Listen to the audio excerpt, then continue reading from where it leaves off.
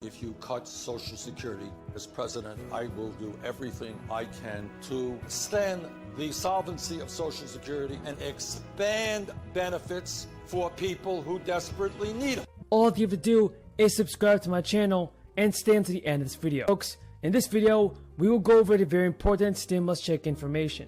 So you want to be sure to stay until the end of the video. So more than 7.5 million jobless Americans are now struggling to pay their bills and have lost their extended unemployment assistance, marking the largest cutoff of unemployment benefits in the history of the United States.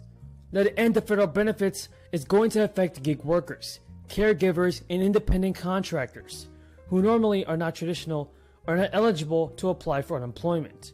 And the move comes, folks, as many states battle the expiration of the eviction moratorium across the country. Folks, are you in support of this? Do you believe that the federal benefits should have been extended? Tell me in the comments below. Absolutely, that if we have the courage and the determination to stand together in the fight for justice, and that is economic justice, social justice. So with an ongoing labor shortage in the United States, experts said it is unlikely the federal government will extend benefits again, leaving low-income Americans scrambling for solutions. Expanded unemployment benefits have been a lifeline for millions of people. They have helped families to keep food on the table, kids out of poverty, and rent paid. It seems almost inevitable that losing these benefits is going to make life a lot harder for a lot of people in America. I personally believe, folks, that President Biden should increase the Social Security benefits and also send out the fourth stimulus check. We have to realize there are still many people in this country in need of financial assistance. First, your colleague, Joe Manchin, just explicitly told me repeatedly he will not support your $3.5 trillion reconciliation bill.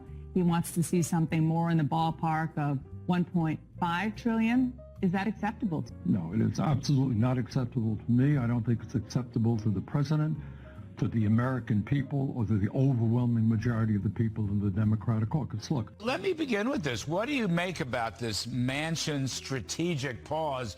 Well, it's a whole lot better than rushing headlong into this disastrous bill, and it would give a chance for the American people to get some sense of what's actually in this bill. It's been wildly mischaracterized as an anti-poverty bill. As you know, it's really a series of entitlements for the middle class, which the middle class will pay with higher taxes. It's terrible. And, you know, the more people learn about it, the less they're going to like it. So folks, all the unemployment benefits ended on Labor Day, and many unemployed Americans have seen their benefits cut by $300 a week.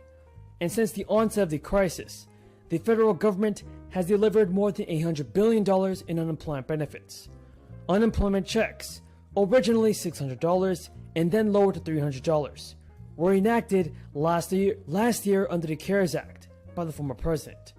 For the first time, everybody, independent contractors and gig workers who had lost income due to the downturn of the economy received unemployment known as unemployment assistance. So folks, the government also continued to boost unemployment through the federal unemployment compensation in states with reduced unemployment insurance, paying on average an additional $334. In many cases, everybody, jobless Americans could collect both. And though the American Rescue Plan passed in March, President Biden extended all of these programs, including the maximum duration from 24 to 53 weeks.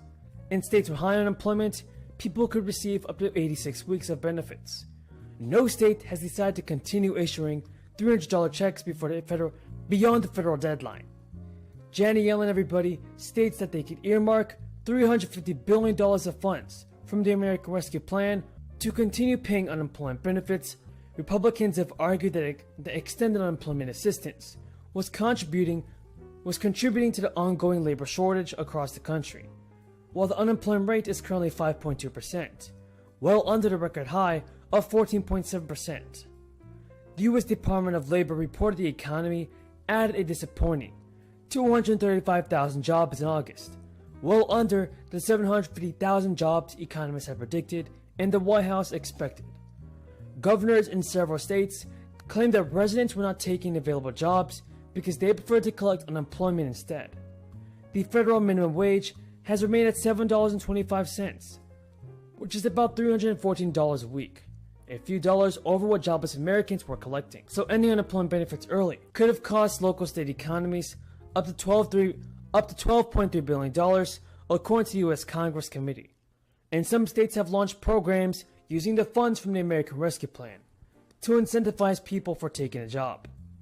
Arizona set aside $300 million of federal funds to offer a one-time $2,000 bonus for people who rejoin the workforce with a full-time job. Those who go back to work part-time receive a $1,000 one-time stipend. Workers must also make less than $25 an hour or the equivalent salary of $52,000 a year. Arizona Governor Doug Ducey's office also announced the state would cover up to 3 months of child care for returning workers. And while unemployment has ended, regular unemployment is still available. Each state sets its own guidelines on how it issues unemployment insurance. In many cases, unemployment is available to salaried workers that lose their jobs through no fault of their own. Applicants must meet work and wage requirements, and there is a limit for how many weeks can be claimed. So as the crisis benefits end, the Senior Citizens League made a petition for Congress to issue a $1,400 stimulus check to Social Security recipients. And I hope to see this bill approved, everybody. I hope to see President Biden and our politicians send out more stimulus relief and help out the American people. For American families, by learning from the experience that we've had, by learning from the failures of the last 4 years, the Republicans have only one cure-all in their economic medicine cabinet, the tax cut elixir. No matter what the economic weather, they always claim that more tax cuts for those at the top will trickle down to everyone, and that, of course, their tax cuts will pay for themselves. When instead all they do is leave us with a mountain of debt and a divisive void between those at the very top and the rest of America. It has only highlighted this gap, as some at the top have had their best year ever, raking in millions, while so many American families were just trying to keep food on the table, avoid eviction, death, and disability. President Biden has recognized that the Republican top-down approach is a failure. The debate over this bill is not about any specific budget number, but about which specific programs can offer the most direct benefit and hope to American families. This legislation begins quite appropriately with children. Paid family